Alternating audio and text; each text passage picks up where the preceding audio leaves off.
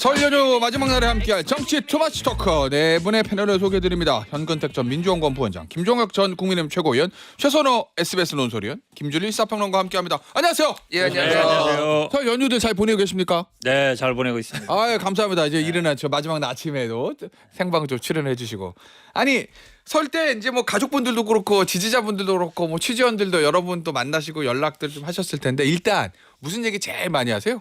현근택 부대변인. 건강 얘기 제일 많이 하죠. 건강이요? 건강 얘기 오랜만에 만나니까 사실은 정치 얘기는 별로 안 해요. 아 그래요? 그럼 별로 안 하죠. 저도 정치 얘기는 별로 안 해요. 물론 이제 예.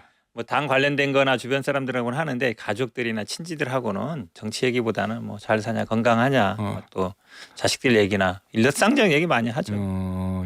정치 이슈는 얘기 전혀 없었어요? 아, 저는 괜찮아 이런 얘기 안 해줬어요? 저는 잘렸으니까. 괜찮아. 잘렸으니까. 네. 뭐 지금 나쁜 사람들이죠. 뭐 이런 얘기부터 시작해서 말이 돼. 뭐 이런 얘기. 저는 이제 위로 같은 것들을 많이 하시더라고요. 예. 그리고 지금 현 대변인 얘기한 대로 별로 정치 얘기를 안 하려고 그래요. 아. 다들 별로 하고 싶은 생각이 별로 없는 것 같아요. 그리고 저희는 뭐 저희 당 같은 경우는 예.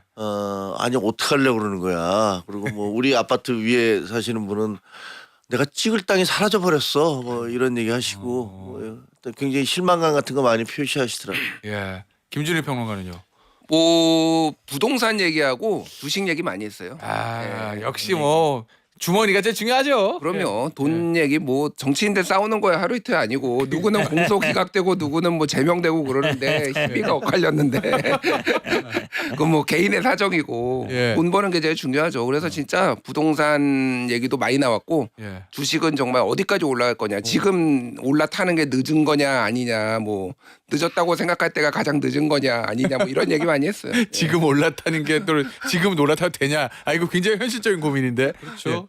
저희도 이제 저희 집안에서는 명절에 가족들 모이면 정치 얘기하지 말자. 싸운다. 그래서 웬만하면 하지 않는다라고 해서 정치 얘기는 별로 안 했고 그 주식하고 부동산 얘기는 아무래도 이제 사는데 제일 많이 나오는 얘기니까 했는데 제 여동생이 이제 지방에서 공무원 하고 있는데 주식 같은 거 전혀 안 하는 친구인데 이번에 오빠 그거 해야 되는 거야? 이렇게 이제 엉덩이가 들썩들썩 하는 거죠. 예.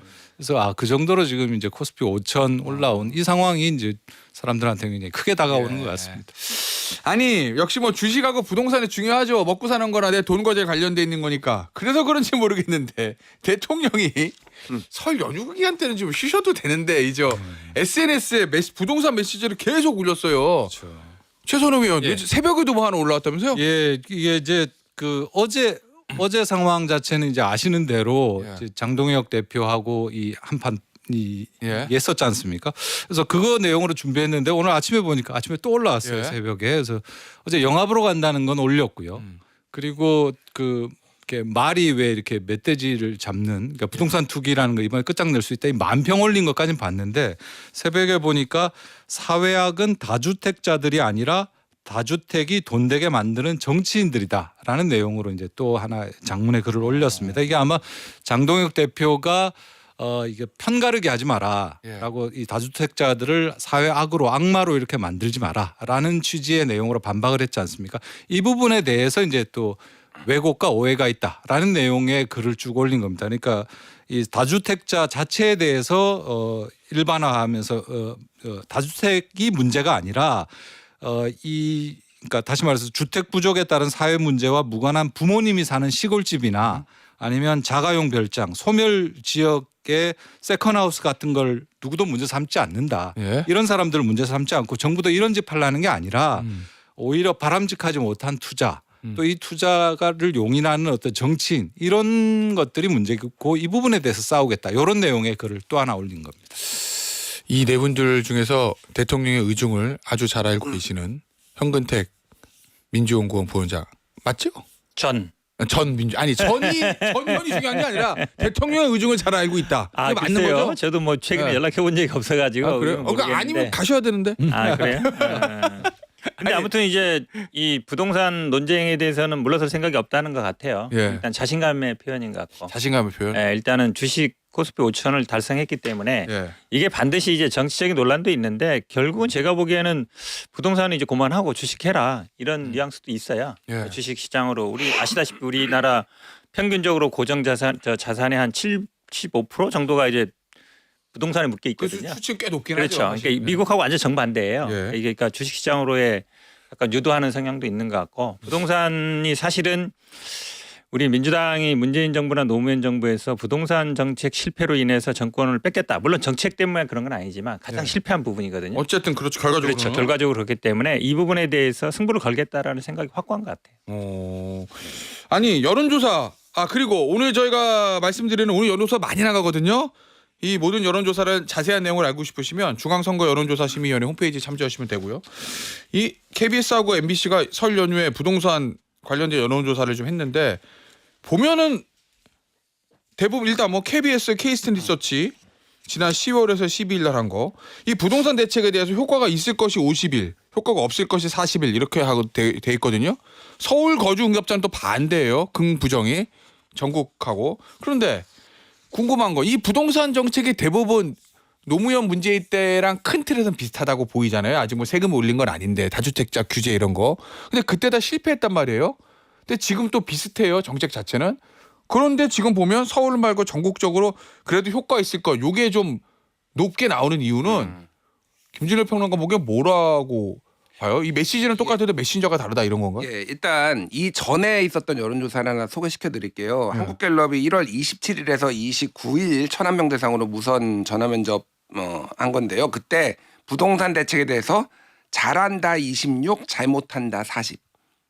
그러니까 잘한다 잘못합니다만 하긴 하지만은 예. 잘한다보다 잘못한다가 훨씬 높았어요. 그때는 14% 포인트 높았는데 이게 2주 만에 효과가 있을 것이다가 지금 KBS 케이스텔 리서치가 50일 효과 없을 것이다. 그러면은 다른 여론조사긴 하지만은 뭐 잘못한다 효과 없을 것이다는 비슷해요. 40일. 예. 근데 그때 응답을 안 했던 사람들이 상당수가 지금 효과가 있을 것이다. 잘한다 쪽으로 지금 올라갔다고 보면 되는 거예요. 예. 그럼 무슨 일이 있었느냐. 대통령이 SNS 올린 거밖에 없어요. 이 그렇지. 와중에 그러니까. 네. 그러면 이거는 기대감이 상당히 반영. 이번에는 다를 것이다. 이재명은 합니다. 이재명이 부동산도 그러니까 주식도 했잖아. 예. 5천 간다고 하더니 이거 반년 만에 했잖아. 부동산 이번에 잡을 수 있을 거야. 라는 기대감이 상당히 많이 반영됐다라고 보는 게 좀 합리적일 것 같고요. 예. 서울은 항상 부정적이에요. 왜냐하면 직접적으로 규제를 토지거래허가구역이나 뭐 여러 가지 규제를 받는 사람이기 때문에 어떤 여론조사를 봐도 서울은 항상 부정적이 효과가 없을 것이다라고 보는 게 좀 더 높지만은 그 격차가 많이 줄어들었다라고 본다라면은 대통령이 뭐 이거를 지방선거를 의식해서 했는지는 모르겠으나 그렇게 다 추론을 하니까 그럼 상당히 효과를 보고 있다 지금은. 지금은 그렇게 보는 게 맞을 것 같아요. 똑같은 민주당 정부에서 나온 정책이지만 문재인 대통령은 실패했지만 이재명 대통령은 다를 것이다. 뭐 이런 약간 기대감에 반영돼 있다. 뭐 이런 말씀이신 거잖아요. 그렇죠. 야당으로서는 썩 유쾌한 상황은 아닌 건데. 그런 상황은 아니죠. 근데 메시지 그러니까 메신저가 누구냐에 야당 따라서 맞으시죠? 그렇죠. 예.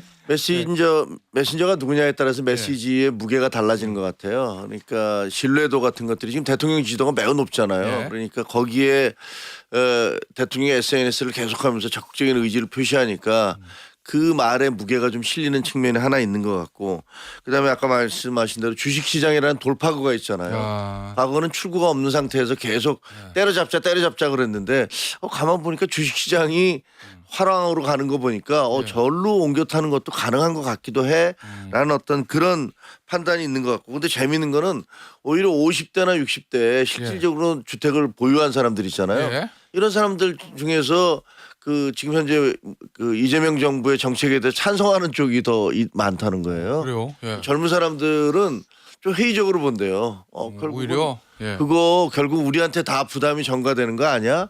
라는 식의 전월세 올라가고 그렇죠. 뭐 이럴까 봐 전월세가 그런 올라가니까 뭐 그런 얘기들을 한다는 거죠. 그래서 조금 더 지켜봐야 돼요. 이거 말로만 막 계속 얘기하고 있지만 실질적으로 이것이 정책으로 구체화돼서 이게 현실로 그 나타날 것이냐 여부는 좀 지켜봐야 돼요. 그 여당 입장에서 보면 이제 지방선거, 뭐 지방선거 지금 구도 자체는 여당한테 불리한 구도는 아닌데 전반적으로 그렇죠. 보이는 게 이 대통령이 이 부동산 문제 직접 참전하는 거 이게 만약에 성과가 딱 그래도 나타나면 여당으로서는 그냥 뭐 난리 나는 건데 이 부동산은 어쨌든 쉬운 문제는 아니잖아요. 쉬운 문제 아니죠. 대통령이 직접 들어오지 않고 그냥 저 내각에 맡기는 게 좀 낫지 않았을까라는 그런 걱정들은 좀 없어요 여당 내에서? 원래는 내각에 맡기거나 아니면 당에 맡기는 게 맞죠. 근데 예. 우리 당이 아시다시피 뭐 계속 합당 문제로 논란이 있었고 이 정책 주도는 못 하고 있거든요. 예. 그거에 대해서 약간 대신한다는 의미도 있는 것 같은데요. 사실은 대통령의 메시지가 말씀하신 것처럼 리스크도 있습니다. 근데 아까 지금 김준일 평론가 말씀처럼 여론은 약간 변하고 있는 것 같아요. 근데 자꾸 이거를 문재인 노무현 대통령 때하고 비교하는데 저는 그때랑 좀 다르게 봐요. 그래요? 왜냐하면 문재인 노무현 대통령 특히 문재인 대통령 때는 이게 보유세 특히 뭐 종부세 강화 논란으로 굉장히 크면서 그게 사실은 그렇죠. 그러니까 타격이 보유세 있었죠. 강화로 가면서 사실은 실패했다라는 게 대부분의 평가를 하고 있고 저도 그렇게 보고 있는데 지금은 사실은 그런 시그널은 주고 있는데 뭐 종부세라든지 뭐 재산세 강화까지는 안 가고 있어요. 가장 큰 부분이 이제 대출, 대출 규제, 그다음에 실거주. 약간 어찌 보면 그다음에 다주택 뭐 이런 부분을 가고 있어서 사실은 그때랑은 좀 다르다. 그래서 아마 시장도 저는 좀 반응하지 않나라고 보고 있고 저는 아마 이게 기본적으로는 선거 국면이 가면 대통령보다는 여당에서 직접 이 정책을 주도하는 게 저는 맞다고 봅니다. 알겠습니다. 다 보유세 카드까지는 아직 꺼내지 않고 있다.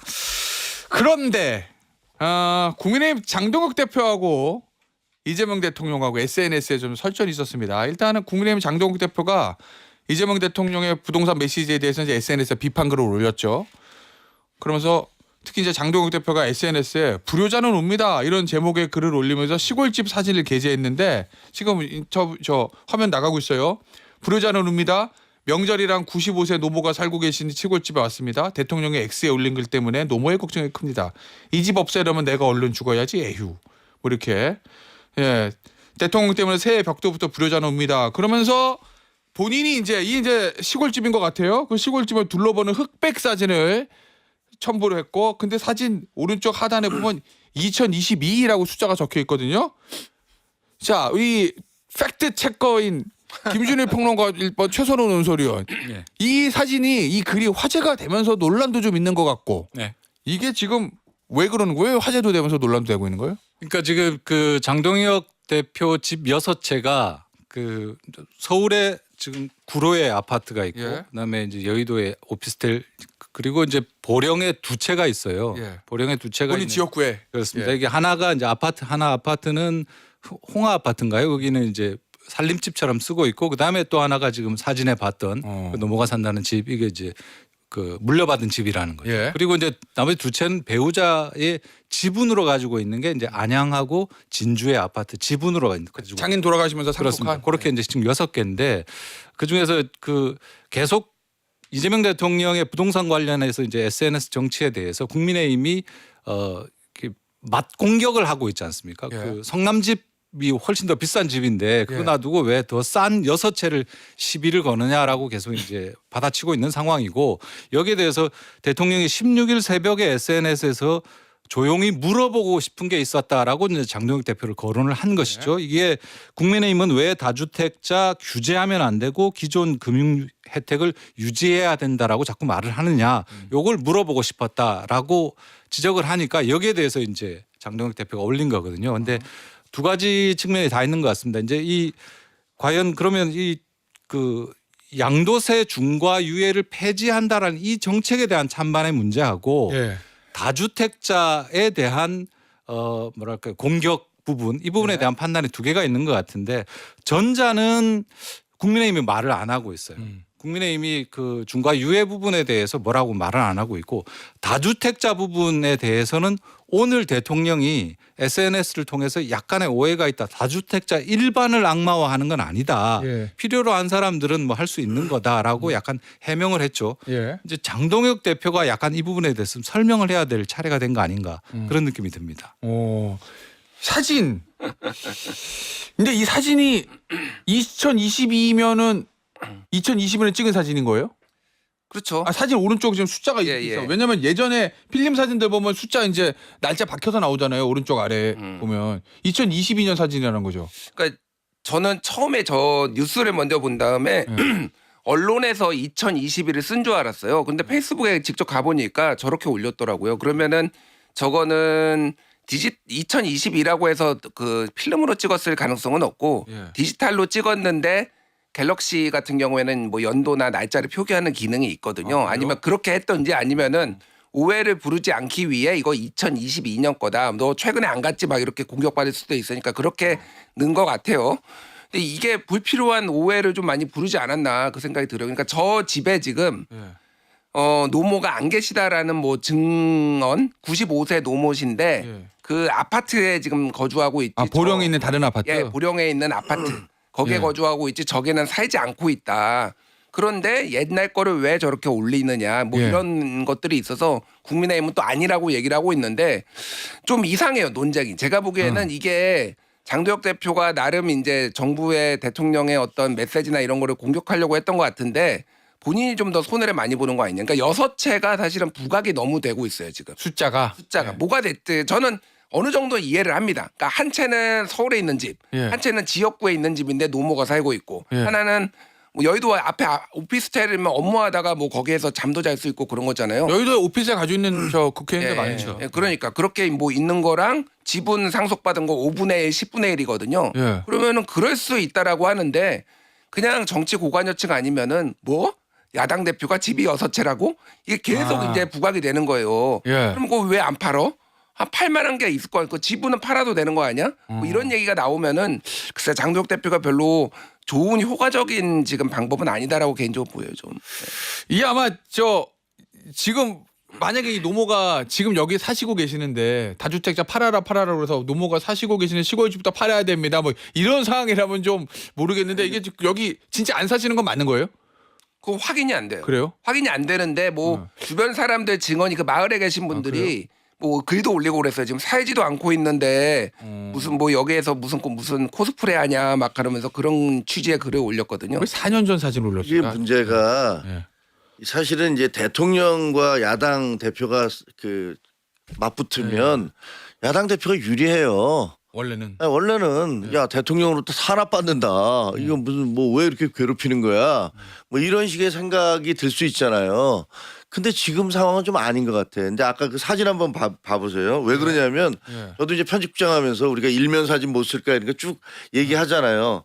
근데 이 사진이 요즘 흑백으로 찍는 사진 보셨어요? 근데 뭐 그거는 찍는 사람의 네, 대부분 없어요. 근데 여기 보면 눈이 내린 집에 하얀 눈에 까만 코트를 입고 흑백 대비가 처음에 봤을 때 이거 영화 사진인가? 멋있어요. 엄청 사진 멋있게 자체는. 찍은 거예요. 이거 굉장히 구도 잡아서 신경 써서 찍은 사진이야. 그 아래 눈 쓸고 있잖아요. 예. 코트 입고 눈 쓰시는 거 봤어요? 누가 자기 이렇게 옷에 눈 쓸면은 막 눈 튀고 막 이러는데 예. 대부분 작업복 입고 눈 쓸게 돼 있어요. 근데 이거는 보면 양쪽에 길에 이렇게 쫙 쓰려져 있는 그 집과 눈 쓰는 도로와 이게 아주 대비 효과가 잘 돼서 제가 만약에 그때 편집장 계속하고 있으면 야 이거 사진 멋있다 어디다 쓰자 이렇게 했을 것 같아. 그래서 이건 뭐가 어떻게 보면 칼라로 찍었던 것을 흑백으로 편집을 해서 내보냈나? 아니면 이 사진 자체가 굉장히 의도적으로 멋있게 찍어놨구나라는 생각이 들어요. 근데 이 뭐 그럴 수 있죠 누구든지. 근데 정치니까. 사진이니까. 근데 이 사진을 지금 참전하면서 대통령과 싸우면서 이걸 올려놓은 거예요. 올려놓고 그다음에 또 뭐라고 그러냐면 95세 노모가 이 집 없애려면 내가 빨리 죽어야지라고 얘기를 하셨다는 말까지 올려놓은 거야. 예. 그러니까 이거는 나쁘게 보면 야 이거는 뭐 어머니까지 등장시켜서 이거 이렇게 정서적 접근을 해서 사람들한테 뭐 코스프레 하는 거야? 뭐 이런 생각이 들 수가 있어요. 그래서 이 사진을 씀으로써 오히려 굉장히 마이너스 효과를 가져왔다. 이렇게 생각이 들어져요. 나 잠깐 갑자기 궁금한 게 생겼는데. 네. 2022년 저 눈 오면 겨울이잖아요. 그죠? 이게 2022년 1월, 2월인지 그해 12월인지가 궁금해요. 왜냐하면 장동훈 대표가 배지 언제 달았냐면 그때 대선 때 재보궐로 달았잖아요. 네. 2022년 1월이면 배지 달기 전 사진이에요, 이거. 설정 사실 수 있어요. 예? 왜냐면 설정 사실 수 있다고. 설정 선거 출마를 위해서 그렇죠. 뭐 집안이라든지 아니면 자기 그래서 제가 집이라든지 궁금해가지고. 아니면 뭐 학교라든지 가서 사실 보통 찍거든요. 예, 출마자들이. 아마 예. 제가 보기에도 딱 설정 사실이에요. 설정 사실인데 저는 이거 보면서 물론 다 두 분 말씀처럼 저도 장동 대표가 무조건 손해라고 봐요. 왜냐면 이게 결국은 다주택자냐 아니냐 그걸 어떻게 할 거냐가 지금 쟁점이 되고 있는데 물론 사정 다 따져보면은 뭐 이유는 있는데 지역구도 있고 예. 서울에도 있고. 근데 그걸 다 또 보유하고 있지는 않거든요. 또 대부분 뭐 여의도는 대부분 빌려서 가는 경우도 있고. 그럼 서울의 집도 그대로 갖고 있다는 얘기잖아요. 그러니까 지분으로 받은 거 말고도 결국은 내 채를 갖고 있다는 건데 또 국민의힘에서 이걸 사실은 우리가 10억도 안 돼. 근데 공시가격으로 비교했어요. 근데 이재명 대통령 아시다시피 이제 분당에 98년에 집을 이제 분양받아서 지금까지 갖고 있는 거거든요. 예. 근데 그거는 또 나중에 재건축 될 때까지 그러니까 사실 비교를 하려면 여기도 공시가격 여기도 공시가격 비교하면 돼요. 근데 여기는 공시가격으로 하고 여기는 이제 앞으로 이제 기대가지까지 했거든요. 예. 거기도 아마 이재명 대통령도 제가 알기로는 공시가격이 한 14, 5억 정도밖에 안 되거든요. 그러면 사실은 비교 기준이 같든가 해야 되는데 이게 너는 돈 이만큼 시세 이렇잖아. 우리는 공시가격이 이거밖에 안 돼. 근데 사람들이 알아요. 공시가격이라는 것을 강조하고 있다라는 거를. 그러니까 지금은 다주택자 어떻게 할 거야 이 얘기인데 너 아파트 비싸잖아. 그럼 네 건 안 팔고. 근데 이재명 대통령은 계속 그랬거든요. 이건 나중에 한 채 갖고 있는 거고 예. 나중에 개항 갔을 때도 사실은 안 팔고 갖고 나중에 돌아오겠다 이렇게 한 거니까 제가 보기에 논쟁에서 별로 이득될 건 없을 것 같아요. 알겠습니다. 여러분은 지금 김태현의 정치쇼 설 특집 투마치 터커 네 분과 함께하고 계시고요. 설 연휴가 마무리되면 여야 모두 이제 6월에 있을 지방선거에 올인하게 될 텐데 일단 양당의 준비 상황부터 좀 보죠. 최선호 의원 네. 어느 정도 돼 있어요? 양당의 준비가? 글쎄요, 이제 그 공관위원장은 이제 정해졌지 않습니까? 황희 의원으로 이 민주당 당내 경선이 아마 4월 중순에서 말 정도 되지 않을까 예상이 되고 국민의힘 같은 경우에는 이제 4월 초 정도에 경선이 될 걸로 예상이 됩니다.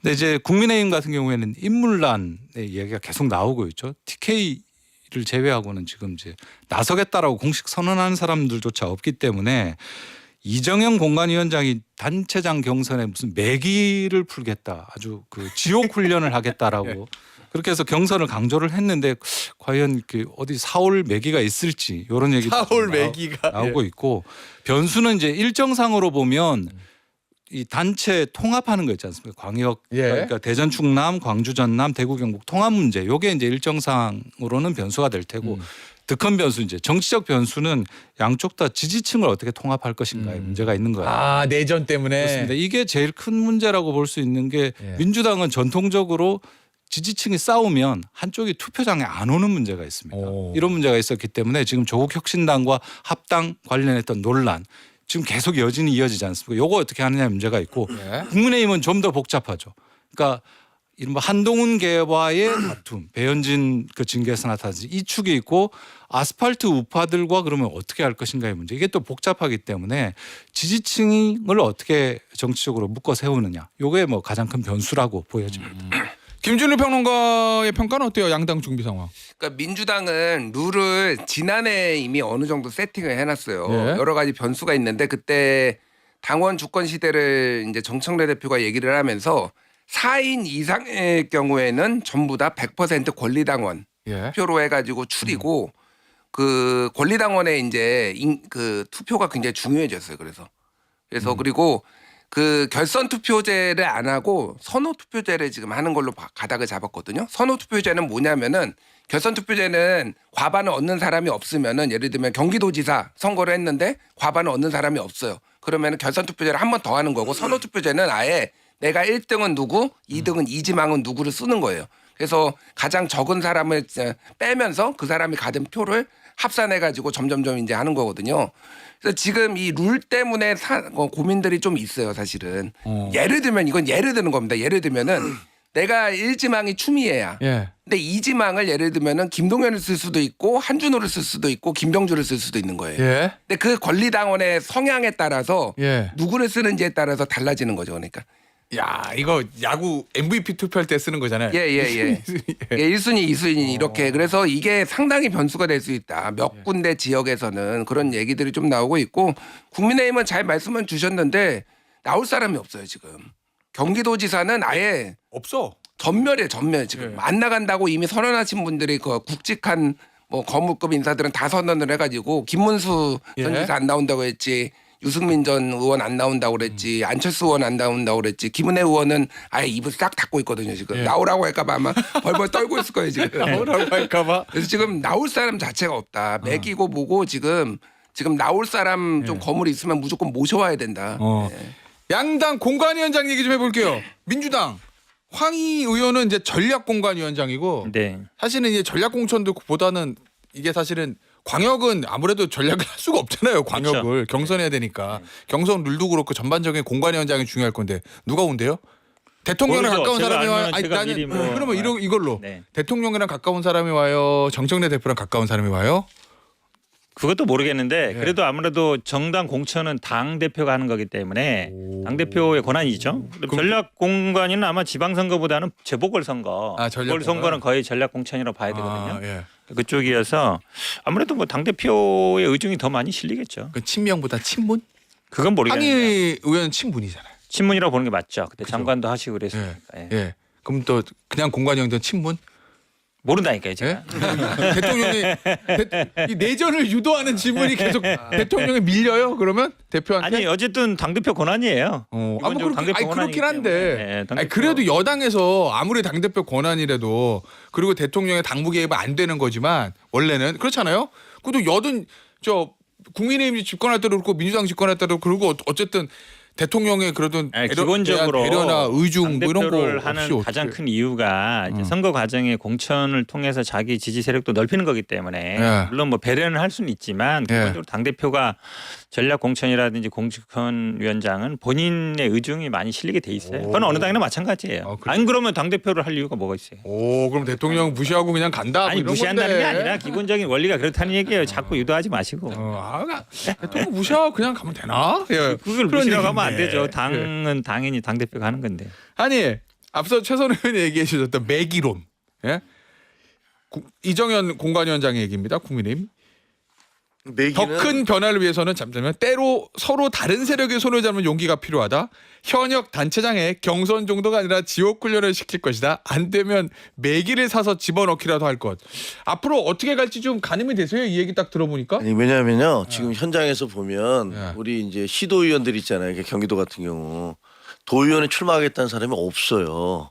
경기도에. 그러니까 예를 들면 우리 지역 각 지역에 왜냐하면 도의원은 시의원 같은 경우는 가번 받으면 되잖아요. 가번 받으면 뭐 기초단체. 기초단체 그러면 이제 민주당도 하나 뽑고 나머지 하나는 뭐 그 우리 다 그 보수 지지자들은 국민의힘 후보를 뽑을 거니까 그래서 이 가번 받으면은 하나는 된다 2등으로라도. 예. 근데 도의원은 아니잖아요. 그러니까 도의원은 나오겠다는 사람이 없어요. 그리고 그 상태가 어느 정도 심각하냐면 지금 뭐 어떤 특정 지역 제가 말을 할 수는 없지만 제가 기초자치단체장에 대해서 지지도가 너무 낮아.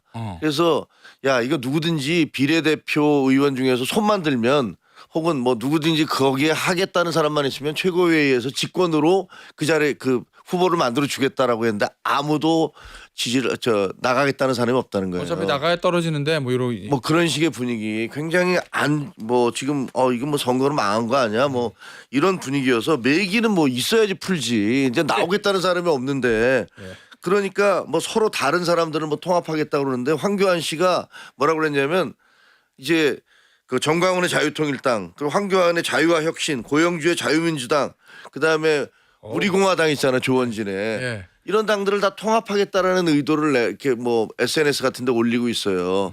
그러니까 이 당들을 다 통합해서 국민의힘과 같이 이제 선거 전에 연합하려고 그러는 거야. 뭐 마치 조국당 민주당이 하려고 했듯이 뭐 이런 얘기들이 나오고 있거든요.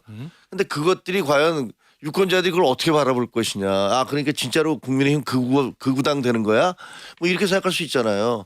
그래서 이정현 대표가 공관위원장 된 것도 사실은 상식적으로는 좀 이해 잘 안 되잖아요. 죄송하지만 전 뭐 이정현 선배와 개인적인 친분도 있습니다만 예. 이거 무슨 박근혜 파워야 뭐야 뭐 유영아 씨가 오. 데려와서 같이 뭐 장동혁 대표 단식 멈추게 해준 것들에 대한 그런 것들에 대한 보은이야? 뭐지 이거? 이거 무슨 초식이지? 이분이 오면은 호남에서 무슨 조금 무슨 단체장 할 수 있어? 이렇거든요. 그래서 굉장히 좀 지금 상황이 좀 암울한 상황이에요. 어렵고 힘든 상황이죠. 알겠습니다. 어찌됐건 간에 지역으로 보면 좀 여든 야든 가장 중요한 게 뭐 그리고 고심하고 있는 게 역시 서울 그다음에 부산 맞죠? 그리고 경기도 중요한 되긴 한데 경기는 지금 조금 국민의힘의 후보군 자체가 나오지 않아서 어쨌든 서울하고 저 부산인 거 맞는 거죠?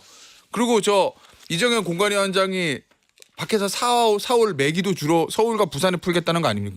아니에요? 지금 뭐 매기 전에 일단 네. 붕어, 잉어 이런 고기가 있어야지 매기가 역할을 할 텐데 경기는 없고 고기가 그냥 지금 고기 자체가 없다는 게 큰 예. 문제고요. 말씀하신 대로 이제 서울이 아무래도 최대 승부처가 예. 될 것 같은데 서울이요? 지금 아까 앞서 말씀하셨던 여론조사 이렇게 쭉 보면 지상파 3사 여론조사에서도 대충 이제 압축적으로 봤을 때 정원호, 오세훈 이렇게 구도를 보면 현재 오차 범위 안에서 있는 것 같습니다. 그래서 뭐 여론조사 자체는 뭐 누가 우세하다라고 말하기보다는 오차 예. 범위 안에서 접전이 이루어지고 있는 것 같은데 자 지금 유튜브 화면은 나가고 있어요. SBS 여론조사입니다. 서울시장 가상 양자 대결 정원호 38, 오세훈 36.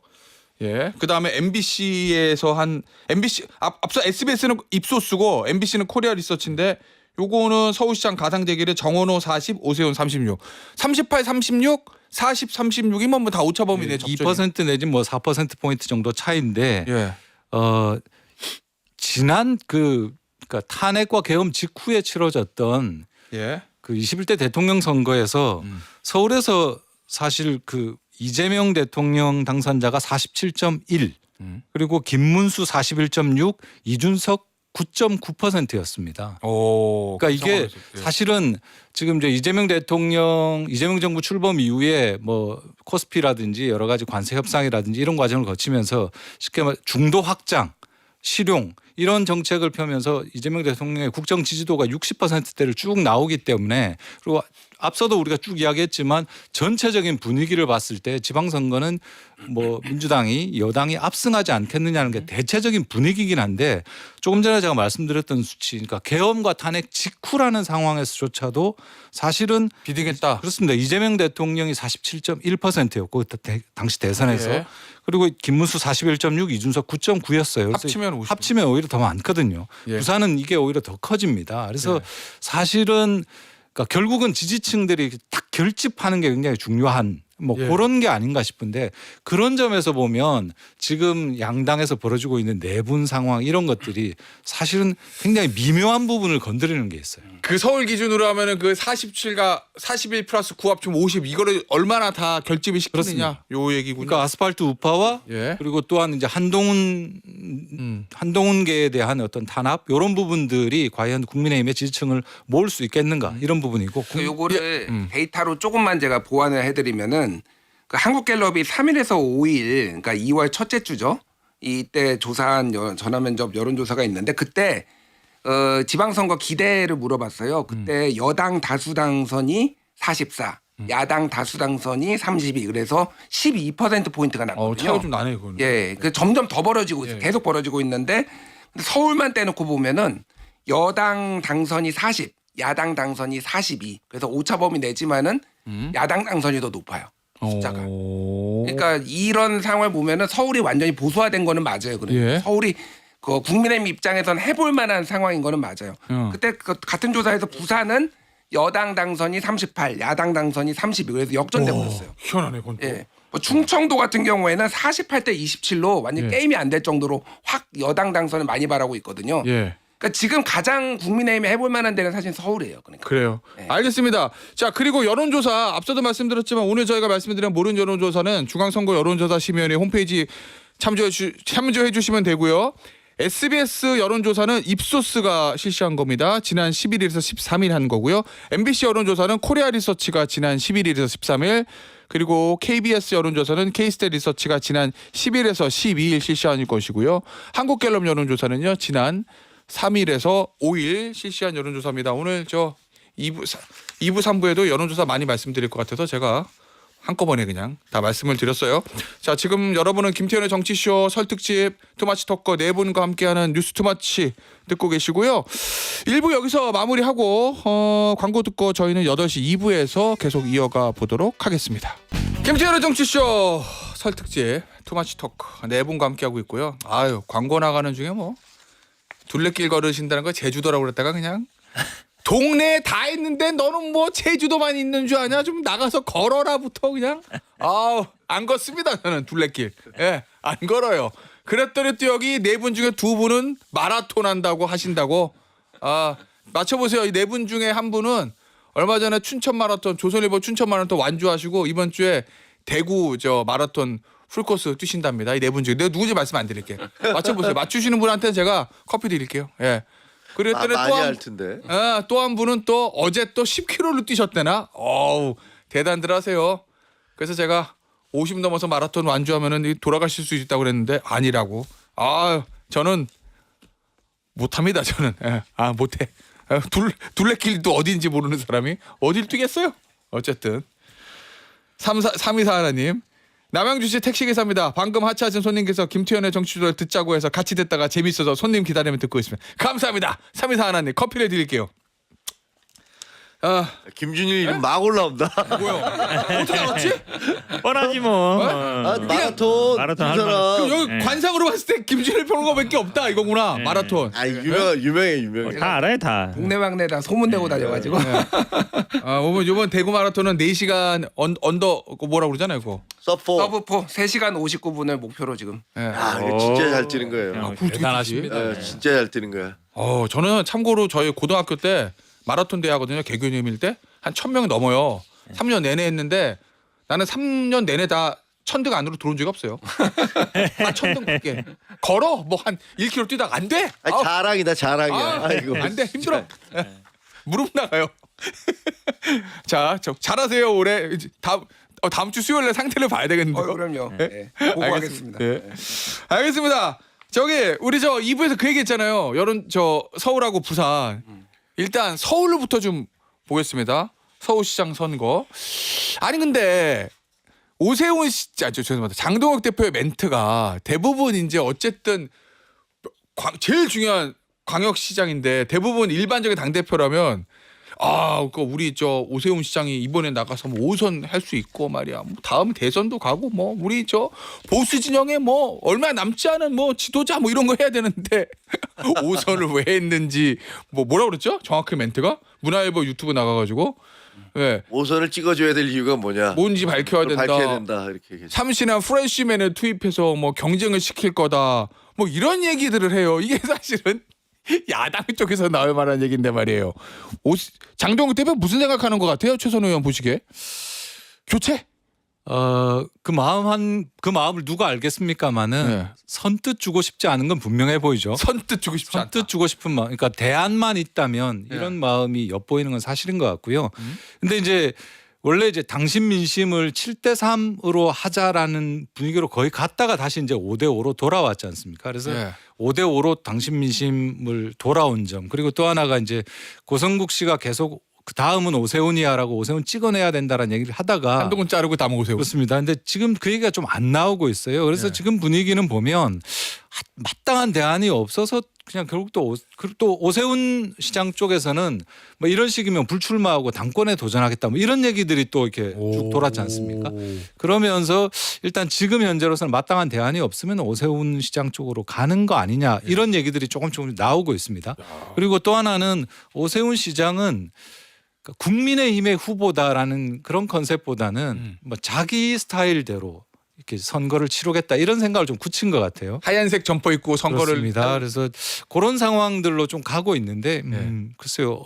아직은 조금 더 지켜봐야 될 것 같아요. 아직 한 2달 정도 남았습니다. 결론이 나려면. 만약에 신인 투입해서 교체한다고 하면 서울시라는 그 선거를 생판 정치 경험 없는 뭐 외부 명반가를 올 사람도 없지만 데려오기 쉽지 않고 이름 나오는 게 예전부터 나경원 의원, 윤희숙 그다음에 의원은 윤희숙 전혀 출마 선언했고, 일명 선언을 했고 나경원 신동욱 의원도 자기가 고민하고 있다 이렇게 얘기를 했잖아요. 예. 지금 4명 정도가 오르내리고 있는데 나경원 현역 의원의 나경원 의원이랑 네, 신동훈 의원. 나경원은 나올 것 같지. 왜냐하면 이게 워낙 부담이 크잖아요. 지금 현재 뭐 서울이야 해볼 만해라고 얘기를 하지만 글쎄 이게 시간이 지날수록 그 대통령 지지도가 만약에 떨어지지 않는다면 그러면 진짜 참 어려워지죠. 그래서 그런 거 오세훈 시장이 뭐 구간이 명관이다 해서 나오지 않을까 그런 생각이 돼요. 근데 당 대표가 힘을 많이 빼놔가지고 이게 힘을 붙여둬도 지금 아까 여론조사 보면은 정원호 구청장하고 비등비등한데 어쨌든 지잖아요.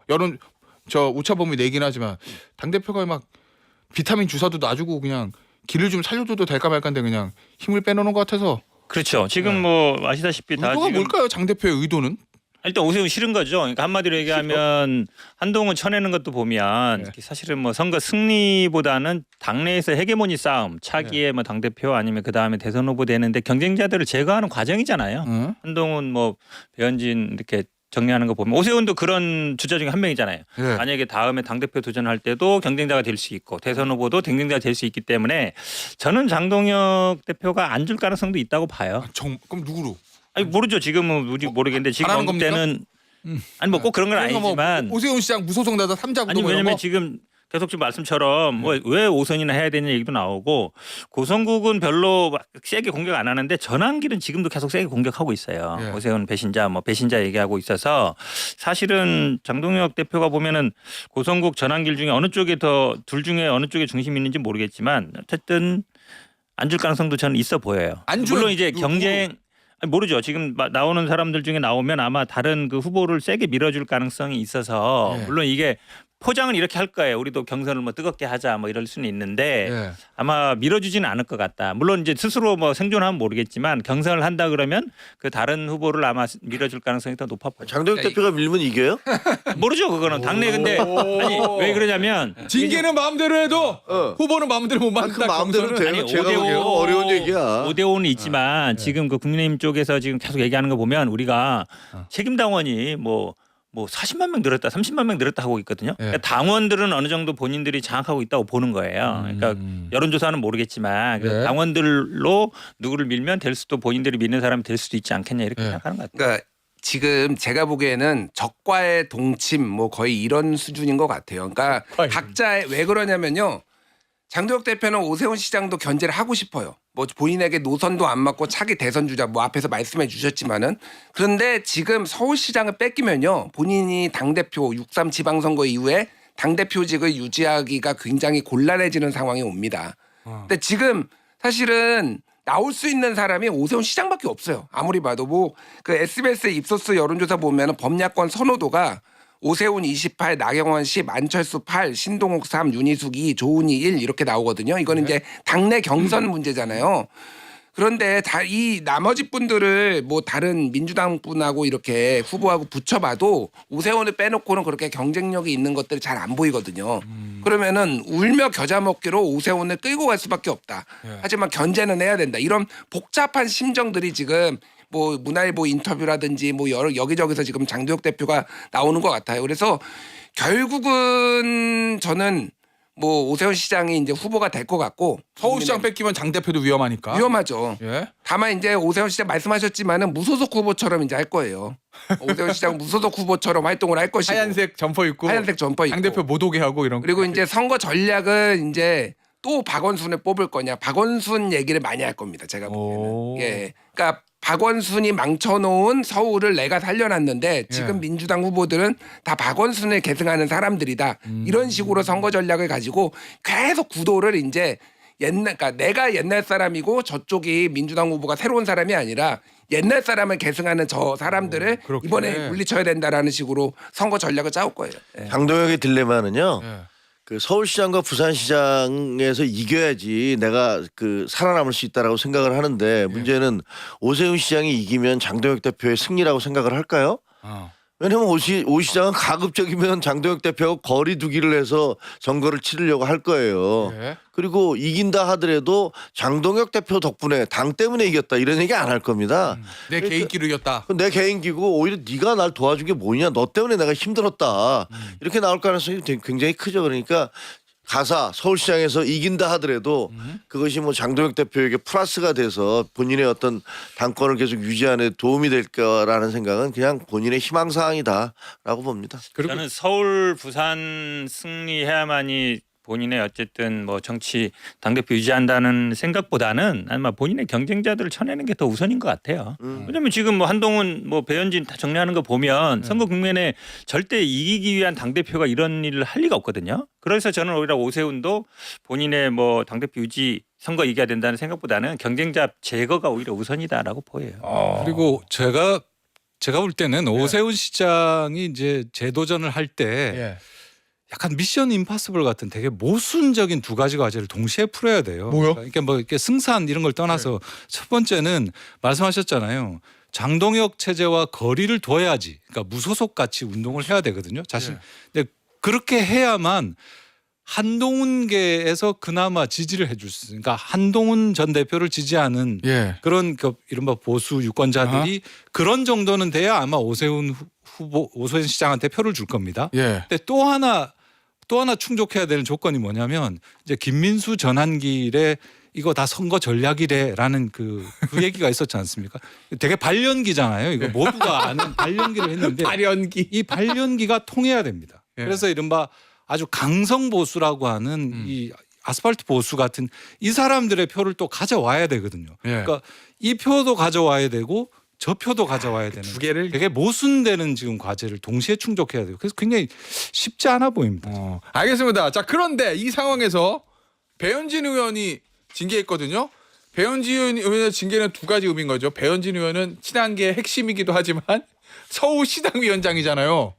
그러면 뭐 한동훈 전 대표 미우니까 한 전 대표 잘라, 최측근 김종혁 전 최고위원 잘라, 배현진 의원 잘라, 걸리면 비슷하면 그냥 다 자르는 거 일단 현재까지는. 근데 그것도 그렇지만 서울시당 위원장이잖아요. 공관위원장. 서울시당 위원장을 지금 잘랐다. 어찌됐건 뭐 친한계는 뭘 떠나서 그러면은 서울시 공천을 배현진 의원에게 맡길 수 없다. 뭐 이런 건가요? 그 공천권을 내가 손을 대겠다? 징계 전문가인 김종혁 최고위원 맡겨주시는 게 내가 당해봐도 제명- 하는데 말이지. 네. 제명은 또 이쪽이 맛집 아닙니까? 제명 맛집. 제명 맞지. 그런 근데- 의도가 있어요? 근데 서울시 보면 공천을 먼저겠다? 그 유민우 윤리위원장이라는 분이 제가 보니까 굉장히 특이하더라고요. 그러니까 그 뭐 많은 사람들이 그런 얘기 했잖아요. 아이 저 그냥 겁만 주고 선거 앞두고 있으니까 배현진 그냥 경고 주의는 뭐 징계가 아니니까. 서울시당 위원장이면 예. 서울시 당원들의 자유의지의 총합인데. 그렇죠. 그러니까 경고 정도로 끝낼 거야 이렇게 생각을 했는데 그때 제가 뭐라고 그랬냐면 그거는 윤리위가 합리적인 최소한의 합리성을 가진다는 전제하에서 하는 거고 내가 가보니까 전혀 아니더라. 가보니까. 그래서 근데 저는 한 6개월 나올 거라 알았거든요. 당권 정지? 당원권 정지 한 6개월 정도로 나올 거다. 그런데 1년을 때리더라고요. 그러니까 뭐든지 생각한 것보다 더 하더라고. 근데 6개월이나 1년이나 어쨌든 지방선거까지 묶어놓는 건. 아유 완전히 마찬가지잖아요. 저도 마찬가지잖아요. 저도 당원권 정지 2년도 이거 너무 말이 안 된다라고 비판 여론 뭐 사설 다 나왔는데 잘랐어. 아예 잘라버리잖아요. 예. 그러니까 이분들은 모든 거를 다 예상을 넘어서 생각할 수 있는 그 이상을 하고 있다.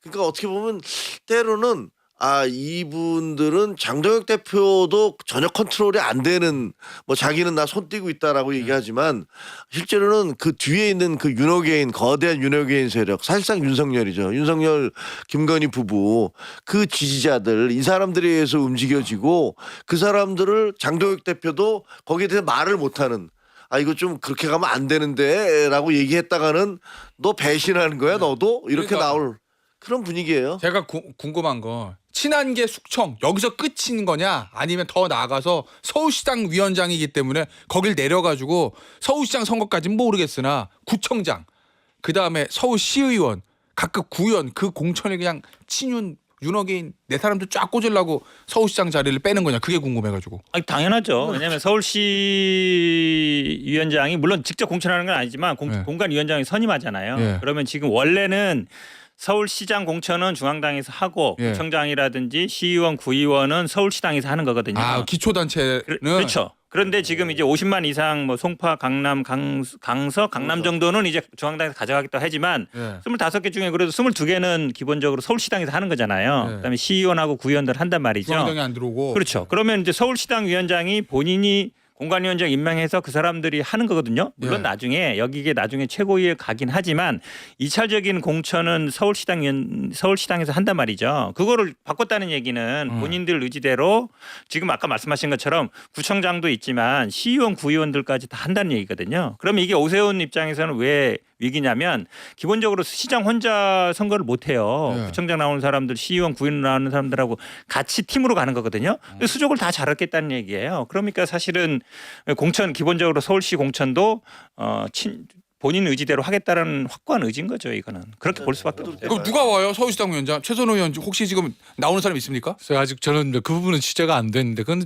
아니 그거는요 원래 누가 조정은 의원하고 둘이 붙었었잖아요. 예. 근데 조정은 의원하고 이제 간발의 차이로 이긴 거예요. 근데 그때 굉장히 충격을 받았다고 해요. 누가요? 왜냐면 아니 조정은 이거 어떻게 여기 친한계가 분명한데 어떻게 친한계가 이기냐? 우리가 이기는 게 너무 당연한 건데 그렇게 했다고 하는데 보긴 이제 지금 날려버렸으니까 지금 당원권이 정지돼 있으니까 사실은 의총에도 참석 못 한다고 그래요. 그리고 와. 실제로 그리고 그다음에 당협위원장도 지금 내려놔야 되는 거 아니에요 일단 예. 당원이 아니기 때문에 그 정지가 돼 있으니까 그러면 누군가를 올리려고 하는데 이른바 자유대학이라고 그래서 뭐 저 젊은 친구들 막 예. 다니고 윤호개 있잖아요. 있는, 예. 근데 보면 뭐 청년 공천을 많이 하겠다 여성 공천을 많이 하겠다 이런 걸로 봐서는 결국은 다른 어떤 이 아까 말씀드렸던 자유자 들어가는 그런 당들 있잖아요. 네. 자유통일당, 뭐 자유공화당, 뭐 우리공화당, 무슨 자유와 책임 이런 것들을 다 이 사람들 쪽과 다 합당하는 형식으로 해서 그쪽에 있는 사람들을 많이 스카우트하고 그리고 지금 현재 시도위원들은 대부분 다 날려버리겠다라는 얘기들이 지금 막 돌고 있거든요. 그럼 이제 완전히 당을 바꾸겠다. 예.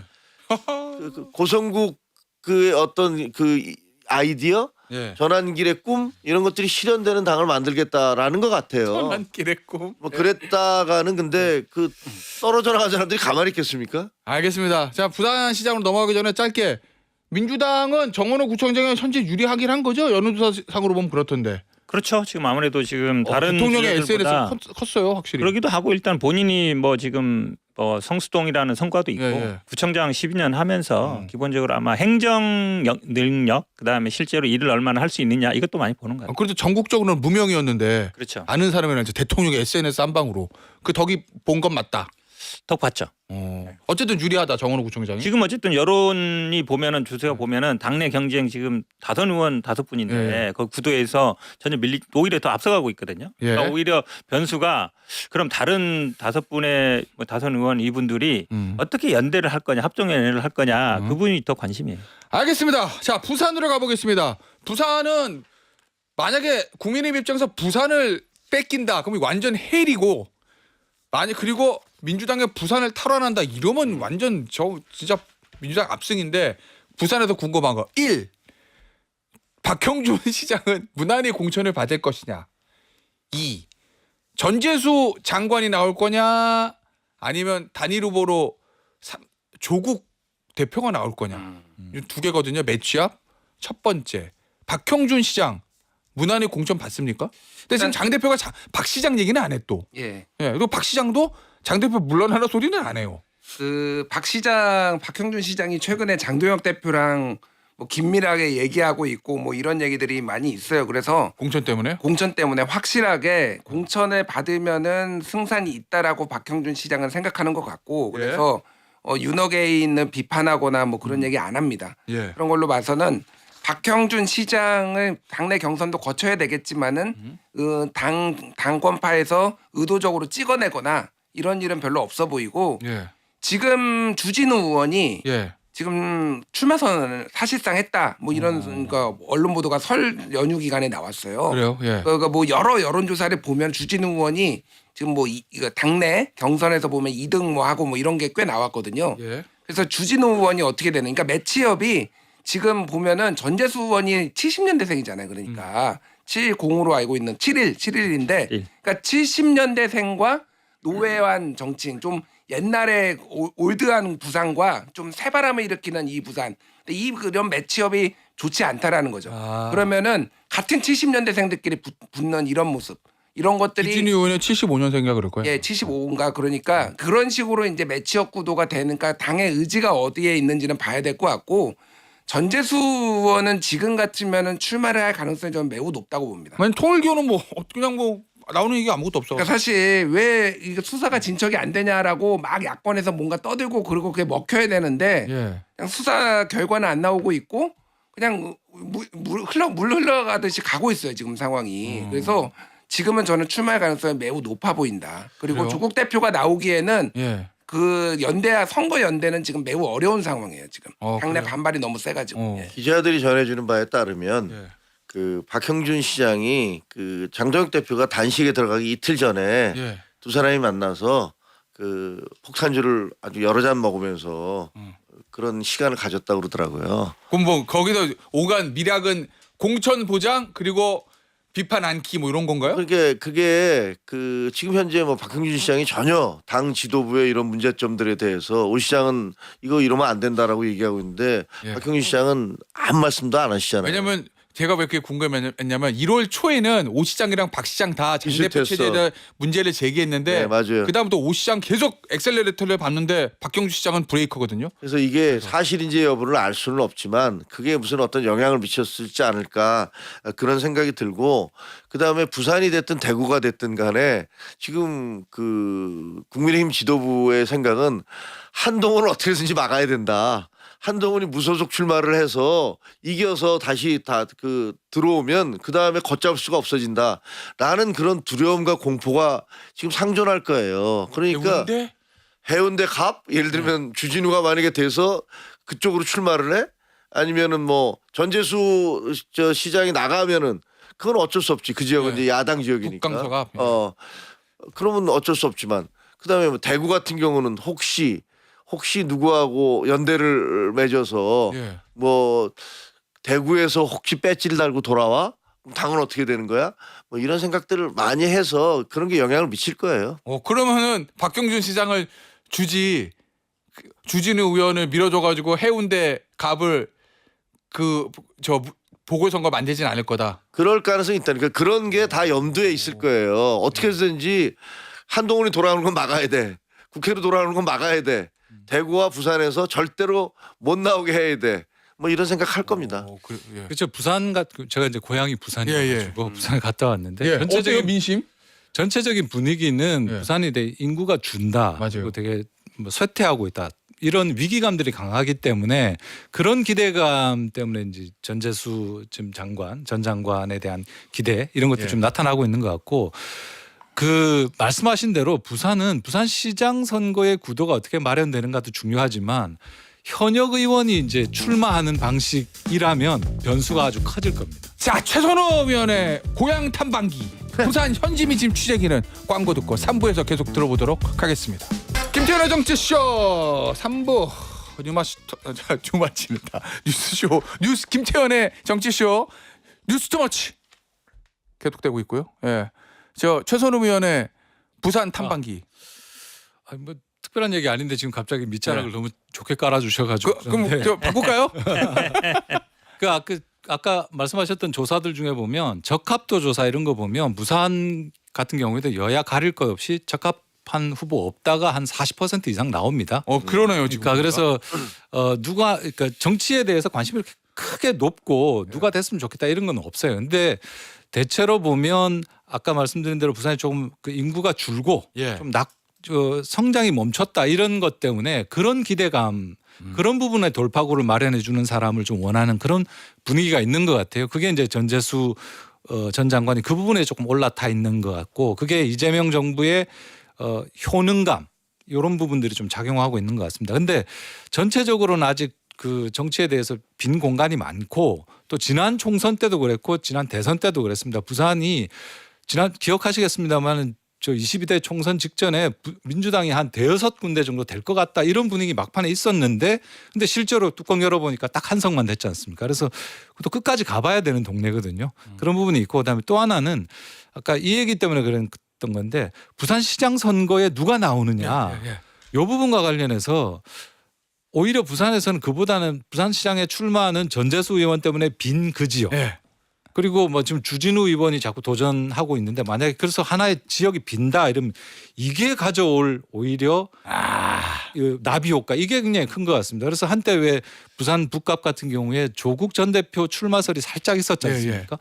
그때 제가 알기로는 전재수 캠프 쪽에서 아주 강하게 반대한 걸로 저는 알고 있습니다. 그래요? 왜요? 오히려 조국 대표가 부산에 출마하게 되면 이게 부산판 전체에 굉장히 마이너스가 될 수 있기 때문에 전재수 캠프 쪽에서는 그 지역에 조국 혁신당의 조국 대표가 출마하는 거에 굉장히 반대하는 걸로 알고 있습니다. 그래서 이런 부분이고 마찬가지로 박형준 시장이 그냥 출마하면 괜찮은데 이걸 바꾸겠다고 해서 만약에 현역 의원이 배지를 떼고 나오지 않습니까? 그러면 그 지역이 비면서 생기는 나비 효과 이런 게 오히려 부산에서는 큰 파장을 불러올 수 있지 않은가 이렇게 야, 했어요. 그거 재밌네. 잠시만요. 그리고 최소원 의원이 방금 말씀하신 저 여론조사, 그 KBS가 지난 11일에서 13일에 실시한 여론조사 저 말씀드리는 거고, 저 부산시장 적합도 조사, 그다음에 여당, 야당 다 조사했는데 이제 저 적합한 후보 없다. 이게 이제 높게 나왔다는 그 얘기입니다. 민주당 같은 경우에 전재수 의원 36인데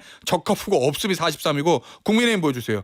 국민의힘은 박형준 시장 24인데 적합 후보 없음이 40. 무명 씨가 1등이라는 거 양당 그 얘기였고. 조금 추가하면은 사실은 지난번 지금 중요한 말씀하셨는데 지난번 총선 때도 민주당이 뭐 말씀처럼 좀 애석하지 않겠냐 그랬는데 그때는 민주당이 야당이었어요. 그러니까 지금 저 맞다고 보는데 부산 가보면 대부분 부산이 왜 이렇게 낙후돼 있지 인구도 줄지 그다음에 뭐 산업이 없지 이거 있었는데 결국은 이제 이재명 정부 들어와서 해수부 이전을 했거든요.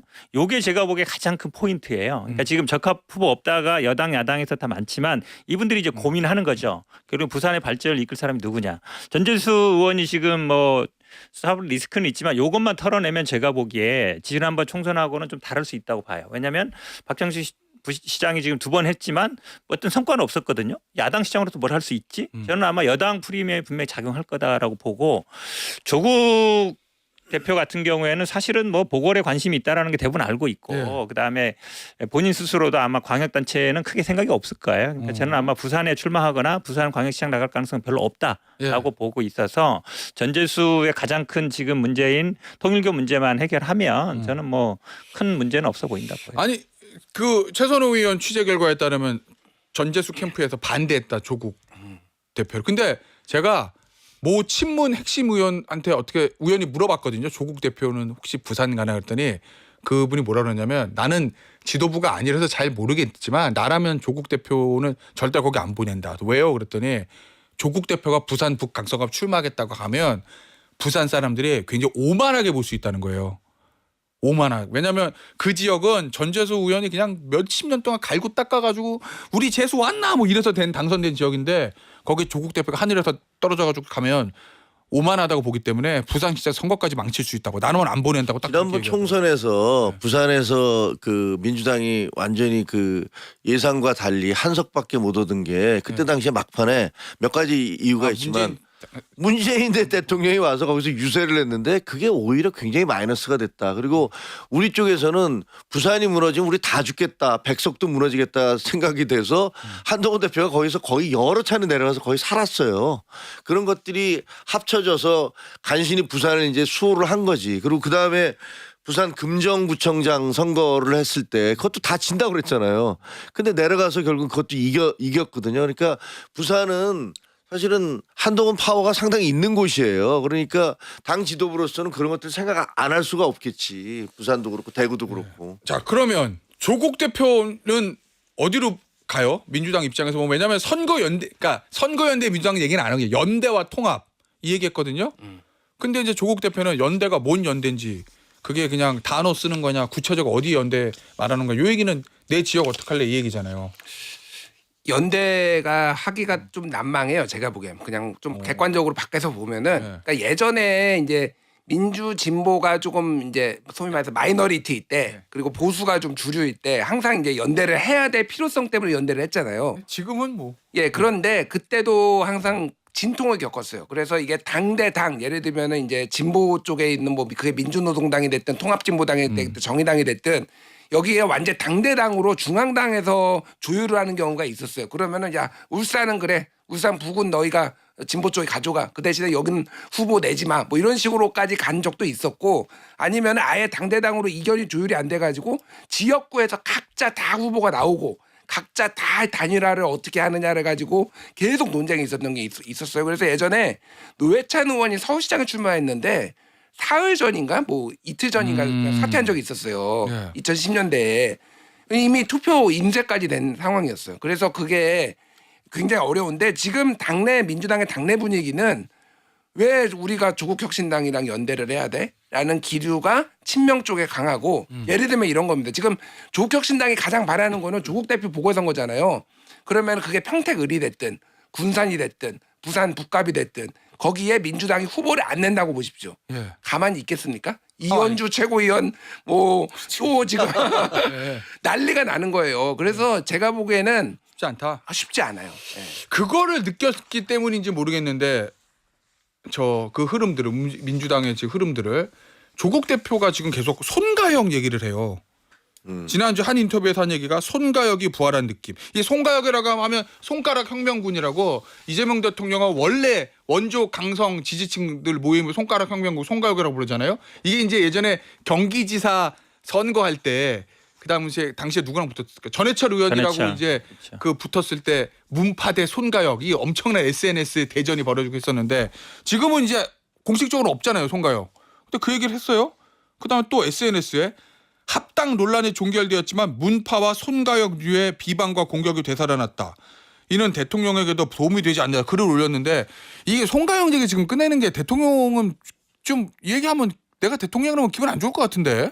아니 이 꺼냈을까, 이 얘기를 부분이 계속. 그러니까 조국 대표가 전문 감각이 너무 없는 거예요. 이 문파가 아니라 미운파라고 표현했어요. 그러니까 미운파. 윤석열 플러스 문파 얘기거든요. 미운파가. 미운파가? 그거 얘기예요. 윤석열 그러니까 문파가 결국은 나중에 이제 윤석열 도와주면서 미운파가 된 건데 네. 이게 사실은 그 친문 입장에서도 굉장히 금기어예요. 왜냐하면 한마디로 얘기하면 문재인 대통령이 윤석열 도와주는 거 아니야? 미운파라는 게? 그다가 문파하고 그다음에 송가혁은 말씀처럼 이재명 이제 경기지사 붙었을 때도 있지만 이재명 대통령하고 문재인 대통령이 불렸던 2017년 경선 때 아주 논란이 됐던 거예요. 그러니까 사실은 어찌 보면 우리 당내에서는 이게 어찌 보면 뭐 금기어는 아니지만 안 하는 얘기거든요. 네. 안 하는 얘기인데 이 대를 계속 이제 살리고 있다는 얘기는 뭐 하자는 제가 보기에는 정무 감각이 없어도 너무 없어요. 그러니까 사실은 연대뿐만 아니라 우리 당내에서 지금 그러니까 아까 얘기한 윤석열 대통령 결국 문재인 대통령이 만든 거 아냐라는 단어가 미운파고 문재인 대통령과 이재명 대통령 사이에 그 서린 골이 남아 있는 거 아니냐가 손가역 단어에 남아 있는 건데 네. 그 민감한 얘기를 계속 하고 있단 말이죠. 제가 보기에는 이분이 이번에 보궐선거 나갈 생각이 있나 이 생각이 들어요. 제가 그래. 보기에는 오히려 생각이 없다는 생각이 들어요. 왜냐하면 이 얘기는 우리 당내에서 누구도 안 하는 얘기. 굉장히 그러니까. 민감한 얘기거든요. 근데 네. 민감한 얘기를 계속 꺼내고 있어. 오히려 손가역 얘기도 이제 그만해라고 얘기했는데 예. 민파 얘기까지 더 꺼내고 있거든요. 예. 제가 보기에 이분은 보궐선거 생각 없는 것 같아요. 못 정청래 나와요? 대표도 굉장히 부담스럽겠네. 그런 식의 단어를 계속 쓰면 그렇죠. 이 얘기는 안 하는 얘기인데 서로 다. 근데 이 이게 얘기를 왜 꺼내? 손잡으려고 그러는 선거 이제 합당 논의가 최종적으로 안 하는 걸로 네. 이렇게 정리된 다음 날 네. 언론 인터뷰 나와가지고 손가영 얘기를 꺼냈거든요. 근데 이 손가영 얘기는 제가 볼 때는 조국 대표가 되게 이른바 친명이라고 불리는 지지층하고 되게 넘어서는 안 되는 예. 그 강을 건너는 그런 표현이 됐다라고 생각을 해요. 손가역 얘기는 그 정도로 예민한 부분입니다. 그리고 손가역 부분은 이제 이재명 대통령 지지층 입장에서 보면 그 당시에 이제 친문에 밀려서 어떻게 보면 스스로 문 닫고 굉장히 패배한 상징 같고 예. 굉장히 복잡한 감정을 일으키는 건데 그걸 건드렸어요. 근데 그래서 아마 조국 대표도 아차했는지 그 다음에 이제 민파 얘기를 같이 하는 거예요.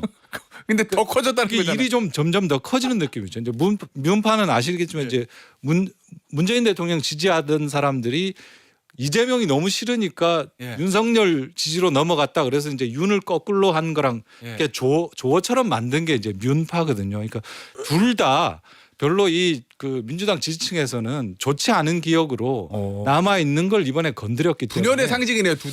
이게 지난해 사면 직후에 예.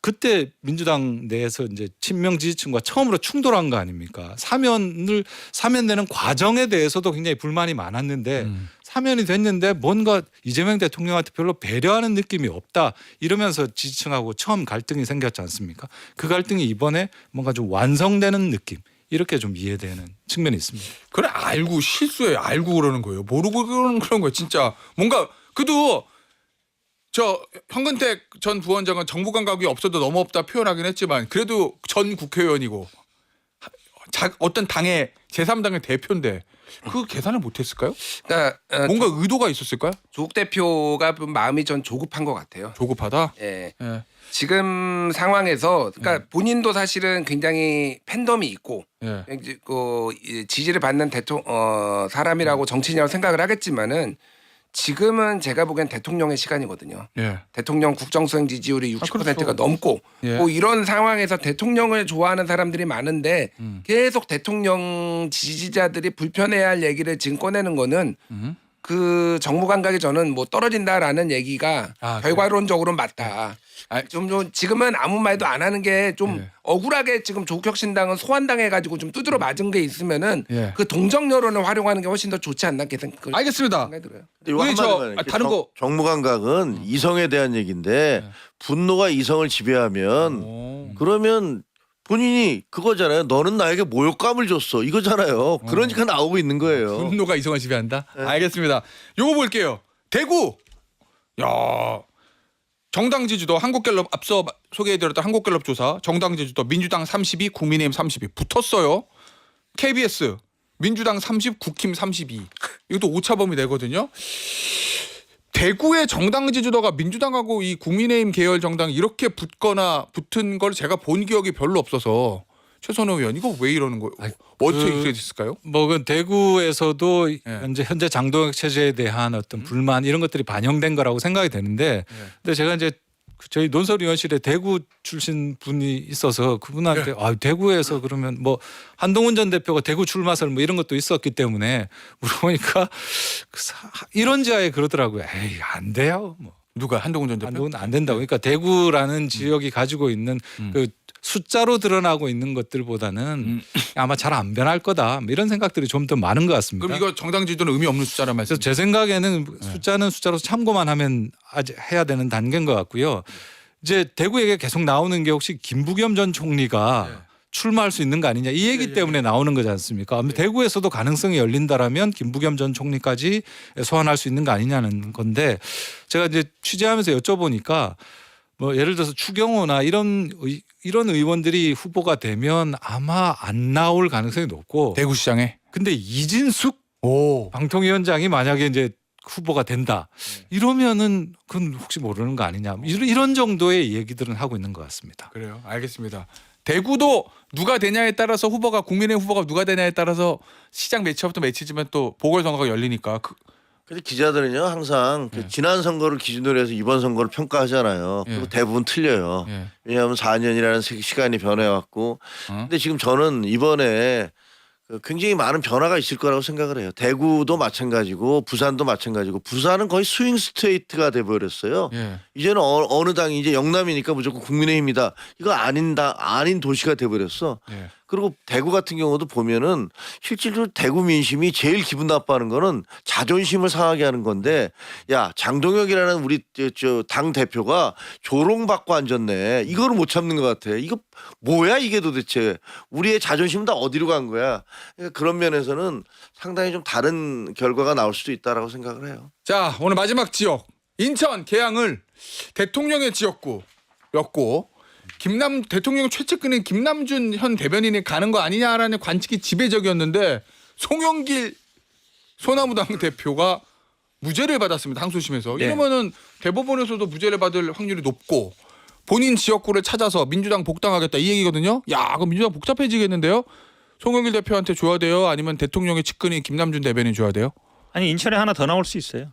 박찬대 그렇구나. 연수. 예. 예. 왜냐면 뭐 사실은 거의 나가는 걸 거의 확실하고 또 누가요? 후보가 박찬대. 예. 예, 그렇기 때문에 뭐 이게 조절이 가능하다라고 보고 송영길 대표도 아마 지금 뭐 최종 결론 난 건 아니지만 복귀하고 싶어 하죠. 그리고 당 대표를 했었기 때문에 이분도 또 민주당 입장에서는 또 나중에 차기도 바라볼 수 있는 분이라서 예. 제가 보기에는 만약에 이재명 대통령 입장에서도 그 지역구를 물려준 신세를 졌기 때문에 예. 조금 더 송영길 대표한테 조금 더 마음이 갈 것 같고 김남준 대변인은 뭐 다른 지역 지금 말씀드린 인천에서 한다 그러면 다른 박찬대 의원이 시장 후보 나가면 연수인가요? 그렇죠. 예. 또 뭐 충분히 조율이 가능하다고 봅니다. 그리고 꼭 그렇게 부딪힐 필요는 없다. 아 그래요? 그건 모르겠습니다만 아마 전략적으로 판단하겠지만 뭐 송영길 대표 의지가 강하다면 또 본인의 또 지역구 아니면 송영길 대표가 꼭 자기 지역이 아니라 다른 왜냐하면 인천시장을 하고 인천에서는 영향력이 있기 때문에 연수로 오히려? 뭐 충분히 본인 선택이 또 가능하다. 그래요. 김준일 평론가 보기엔 어떻게 될 것 같아요? 그러니까 2심 무죄 나오기 전에 송영길 대표가 인천 계양 그거 내 건데 라고 기자들이나 나 출마한다라고 이미 얘기를 하고 다녔어요. 그러니까 강한 의지가 있습니다. 그래서 본인 지역은 맞지. 본인 지역은 맞죠. 그러니까 제가 말하는 건 뭐냐면은 지금 이 두 지역을 보면은 인천 계양이 민주당 입장에서는 더 쉽고요. 상대적으로. 연수는 살짝 난이도가 있어요. 예. 여기가 조금 더 부자들이 살아요. 그러니까. 예. 그래서 지금 보수세가 좀 거기 강한 예전에 예. 황우영 의원이 거기서 했었고. 맞아요. 그러니까 네. 제가 말한 건 뭐냐면은 김남준을 지금 민주당의 고민은 그겁니다. 제가 전에 듣기로는 김남준을 만약에 연수에 보냈는데 예. 어쨌든 정치 경력이 그렇게 길진 않잖아요. 예. 송영길은 원래 개항에 자기 자리로 돌아오고 그러면은 김남준이 좀 선거를 연수를 가져갈 수 있을 것인가에 대한 의문. 그래서 그러면 송영길 대표를 만약에 거기다 보내면은 연수를 보내면은 그럼 본인이 이제 납득을 할 수 있을 것인가 이런 문제가 좀 있는 것 같아요 지금. 그러니까 비슷한 얘기들 저도 예. 듣고 있는데요. 그러니까 교통 정리가 되겠느냐고 예. 이게 강원도보다 좀 더 어려워 보인다라는 아. 얘기를 이제 물어보면 예. 일단 뭐 송영길 대표는 반대급부를 위해서라도 세게 나올 수밖에 없는 거 아니야? 오. 이런 반응들을 합니다. 이게 예. 이제 조금 전에 말씀하셨던 이제 연수라든지 이런 두 개가 있기 때문에 예. 그걸 위해서라도 송영길 대표는 지금 아주 세게 나올 수밖에 없고 이 부분에 대해서 교통 정리가 될 거다라는 쪽인 것 같고 예. 그 분위기를 종합해 보면은 개항을이 가지고 있는 상징성이 있잖아요. 예. 지금 이재명 대통령의 지역구라는 게 있기 때문에 그건 아마 김남준 쪽으로 가고 나머지 연수를 송영길 전 대표에게 미는 그런 식으로 이야기할 것 같은데 여기서 변수가 예. 정청래 대표입니다. 정청래 대표가 송영길 전 대표하고 사이가 별로 좋지 않아요. 그래요? 실제로 사이가 좋지 않다라는 그런 부분이 많습니다. 최근에 예. 갈등도 많았고 예, 예. 그래서 정청래 대표가 송영길 대표가 원하는 방식보다는 전체적인로 좀 교통 정리에 들어가는 그런 식이 되지 않을까 이런 예상이 나옵니다. 송영길 대표가 그 이재명 대통령한테 개항을 물려주고 자기가 서울시장 나갔잖아요. 그래서 뭐 대부분 다 어렵다 하는데도 나가서 지고 그다음에 그 이후에 또 그 영어의 몸도 되고 예. 부속도 되고 그랬기 때문에 이재명 대통령으로서는 일종의 부채가 있고 송영길 대표가 밖에 나가서 나 서운하다라는 얘기 많이 했다는 얘기 들리거든요. 그러니까 제가 보기에는 오히려 개항으로 갈 수밖에 없을 거예요. 그 대통령이 이 사람 딴 데로 그 원래 이 사람 지역구였던 걸 빼버리고 그다음에 김남준 비서관을 거기다 보내버리면 그건 대놓고 지금 뭐 야 너 나 옛날에 도와줬지만 나 이제 손절할 거야라는 얘기인데 그게 가능하지 않을 것 같은데. 알겠습니다. 뉴스 토마치 오늘 여기서 마무리하도록 하겠습니다. 토마치 토크 네 분과 함께했습니다. 감사합니다. 예, 감사합니다.